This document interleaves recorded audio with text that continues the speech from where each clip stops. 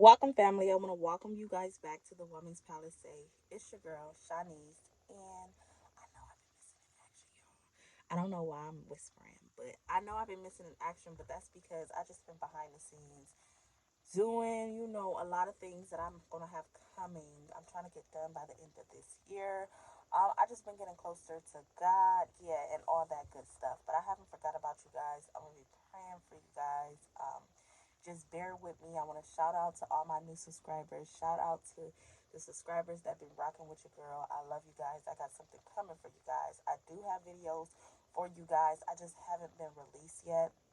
I'm starting this new thing where I'm only coming on when God is releasing me. So I will be here when God releases me. If He doesn't release me to give a word that He has already given me, it won't be on here. Okay, so today, I'm hoping this won't be a long video, a short video, just to give you insight on how you would know who the devil is using in your life, right? Because I feel like a lot of times we are blinded, right?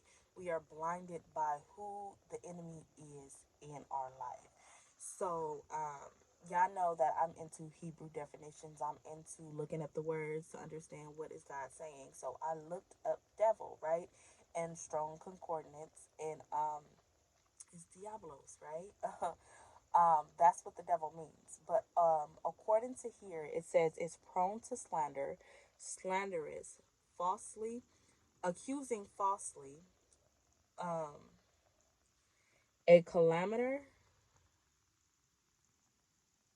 a communator, a communator. So the way that God made me realize this, how you know the devil, who the devil is in your life, right? Because I always make people to understand, do not get carnal with this thing. A lot of times we get carnal, we look at titles, and we forget that it is a spiritual battle playing out, right? Anybody who has an open door to the enemy will be used. The enemy does not play fair. The enemy doesn't say, oh, because this person have a title, let me not use them. In fact, it's the enemy is going to use the people closest to you. Why? Because the enemy is after your heart. He's trying to wound your heart. So if you think about it, he's going to use people that's close to you, because a stranger is not going to hit an arrow in your heart like your parents would, like your sister would, like people that you slept with, people that you ate with, people that you grew up with. So the enemy is more prone to use them, and it's actually biblical that your own enemies will be in your household. Why am I bringing this up? Because I want people to strengthen their discernment to understand we cannot get carnal with this thing. You will know people by their fruits. So, getting back to this definition, anybody that is slandering your name, whether behind your back, whether in your face, is the enemy in your life. Anybody that is falsely accusing you, because he's the accuser of the brethren. This person is this way, and they did this and they did that. It's false, but they're still accusing you of it. That's the enemy in your life. So, how are you going to identify the enemy? Look at these people's fruits. If the enemy is known to slander, known to falsely accuse, known to kill, steal, and destroy, what do I have to look for when I'm beginning to look at who is the enemy in my life? Who is the enemy using in my life? Is this person trying to kill my joy? Is this person trying to steal my peace, my time? Is this person slandering my name? Is this person falsely accusing me? Right? We can't get caught up on the excuses when they get caught. This is a mind game. When you understand that the battle is in the mind, you're not going to allow the enemy to trick you out of something you already know. Because one thing God is making me realize, He puts it in front of your face. But see, sometimes in our mind, we go to war with ourselves in our mind. No, they not like that. No, well, they said they only did that because they thought this. Anybody that is falsely accusing you is the enemy. I don't care if they say, oh, I thought this. No, no, no, no, no. You ain't thought nothing, because if you did think that, you would have came to me before you went out falsely accusing me of something I didn't do.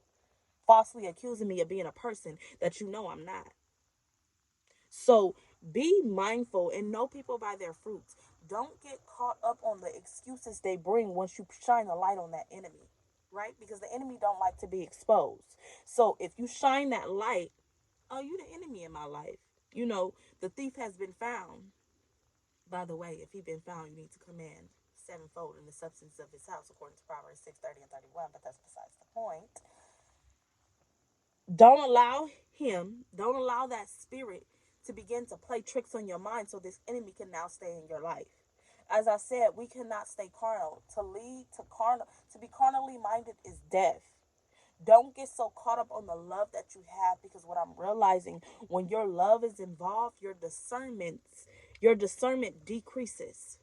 So you start to I heard somebody say that when you love somebody, those red flags turn into pink flags. And that's absolutely true. Because when you love somebody, your discernment is not as heightened as it would, as I said, like a stranger. When a person has a connection to your heart, you begin to make excuses for this person. You begin to go to war for this person with yourself, right? You begin to be their defender, and they guilty. So this is how you know who the enemy is in your life. If this person is slandering your name, like I said, it can be in your face or it can be behind your back. 9 times out of 10, it's going to be behind your back, because the enemy is a coward. Okay? It's very seldom that the enemy would do it boldly in your face like that, unless it's like, it's times, okay? It's an exemption to that rule. I'm just saying, most of the times it's behind your back, because the enemy is trying to be deceptive. He is trying to, you know, corrupt the narrative, corrupt the view behind your back, and still be in your face, okay? Because the enemy still need access to be able to work in your life. So he wants to do the dirty work behind the scenes and then come in your face and befriend you so he can get more information to go slander, or get more information so he can go lie, okay? So this is how you be able to identify the enemy in your life. Is this person slandering me? Is this person falsely accusing me? Is this person stealing, killing, and destroying? Don't get so caught up on the physical things that you don't realize that the enemy can still kill and destroy spiritual things, your joy, your peace, your finances, your health, right? Ever since this person came into your life, or every time you're around this person, you don't have no joy, you don't have no peace. This person is stealing your peace, right? This is the time where you have to really begin to reflect in your mind, and do not allow your mind to play tricks on you and tell you that that's not the enemy when it's clearly shown to your face. And as I said, don't get caught up on the titles. This is a physical, this is a spiritual battle, and the enemy does not play fair. And if you read your Bible, you will understand that even Paul said it. It was people that basically he was cool with, people that he ate with. And most of the time, it's going to be like that. If it's a principle, it's a law, it's bound to happen. I believe that God tells us things so we can begin to prepare our hearts, because we are in a battle here. The enemy is after your heart. He's after wounding you. He's after that blow that will put you down for the count. So when you begin to realize he going after, that's why you pray for people. This war is not against flesh and blood. So don't get caught up on the person. They ain't nothing. No, them people are hurt. Them people have opened doors to the enemy, and they're really not as happy as it seems. Like I always say, we live in a world full of actors. Literally. People are acting, because you have to understand, people are not happy when they have the door open to the enemy, because the enemy has no loyalty. A lot of people think that the enemy has loyalty because he's giving them something in the moment. The enemy is only giving you something because he needs you.